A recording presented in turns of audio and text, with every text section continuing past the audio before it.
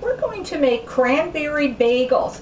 I'm going to go ahead and give you the recipe ahead of time because I actually made the bagel dough in my bread machine on the bread dough cycle.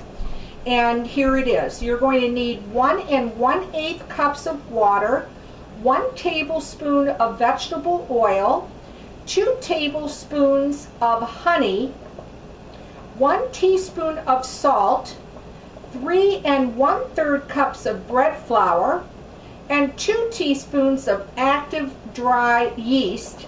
And you will need 1/2 cup of your dried cranberries that have been chopped. Now you can also make this by hand if you don't want to use the dough cycle on the bread machine. I went ahead and made some, and this is exactly what it looks like when it comes out of the container. And what I'm going to do is I'm actually just going to cut a piece of the dough out, and I usually always weigh them, and I make them about 3½ ounces each. You can make them smaller if you want. I usually get about 8 or 9 bagels out of mine. And what I do is once I weigh my dough, it was a little bit large, so I'm going to cut a little piece out. I actually just take the dough and I pinch it all together to make it like a round ball. And I bring it all together on the back side, as you can see. This is the nice round ball part. And I actually just, I need a little flour on my fingers here.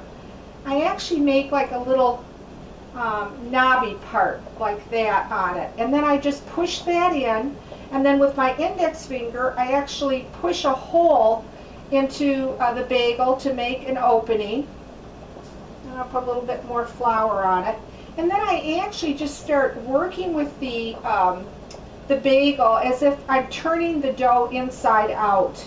Now there's many different ways that you can form your bagels. There's rope methods and a few others, but this is what I tend to do. It works well for me and I like it. And then you've formed your bagel like this. Now once you've done that, you're going to need a heavily greased pan.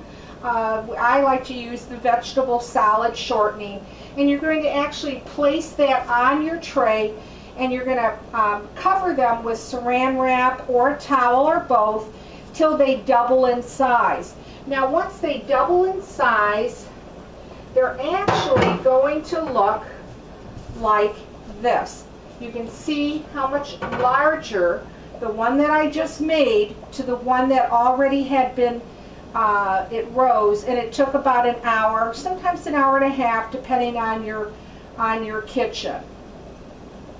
So what you want to do next, once the bagels have risen, you're going to put a water bath of a large pot on your stove, bring it to boiling, and then just take your risen bagels, the top side down, throw it into your water, and you want it to actually boil in the bath water anywhere from 30 seconds or a minute on each side.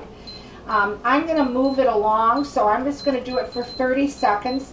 I tend to like to go a minute, especially when I make the larger size bagels, which I'm doing right now.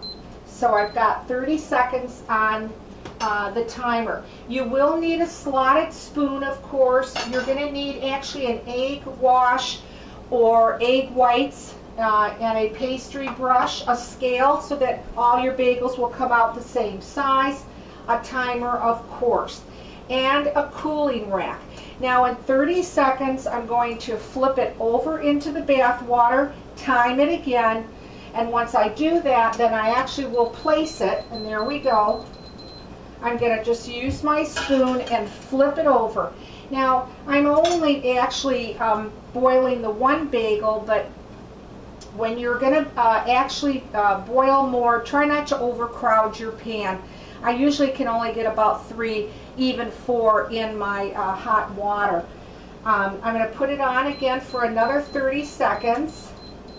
Due to the video, otherwise I would be boiling them for longer, as I mentioned. Okay, And I'm going to do another one while we're waiting for that anyway. I'm going to cut a portion of the dough, weigh it. Let's see, need another little piece. We have 3½ ounces. And just take the dough, bring it all to the center. If the dough is sticky, add a little flour. Pinch it together till it all comes together. There's my 30 seconds.